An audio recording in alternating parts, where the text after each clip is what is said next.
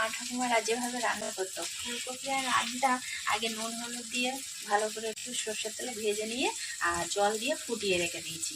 মাছটা ভেজে রেখেছি, ফুলকপি সর্ষের তেল দিয়ে একটু তেজপাতা আর একটু জিরে ফোড়ন দিয়ে একটু পেঁয়াজ দিয়ে দেবো। কাঁচা লঙ্কাটা ভাজা ভাজা হয়ে গেছে, একটু আদা রসুন আর কাঁচা লঙ্কা একসঙ্গে পেস্ট করে দিয়ে দেবো। স্বাদ বুঝে একটু জিরের গুঁড়ো আর একটু ধনের গুঁড়ো দেবো। করে জল দিয়ে মশলাটা কষিয়ে নেবো। ওই ফুলকপি আলু যে ঝোলটা ফুটিয়ে রেখেছিলাম সেটা দিয়ে দেবো, আর ভেজে রাখা মাছটাও দিয়ে দেবো। এক পিস রুই মাছ আছে। মার হাতের রান্না যেমন আমরা সবাই, আমার জামাইবউ, পিসেমশাই, আমার চারটে পিসেমশাই, পিসিমারা সবাই আমার মায়ের হাতের রান্না খুব পছন্দ করে। তো আমার মার সত্যি রান্না অসাধারণ রান্না।